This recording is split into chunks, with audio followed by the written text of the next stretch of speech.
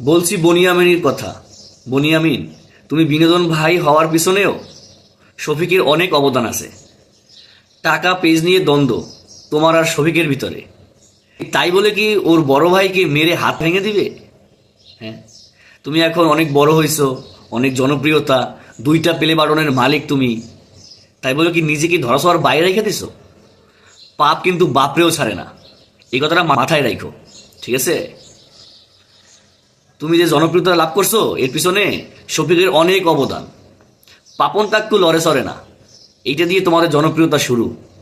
তোমার থেকে আমি মনে করি এখানে শফিকের অবদান অনেক বেশি, ঠিক আছে?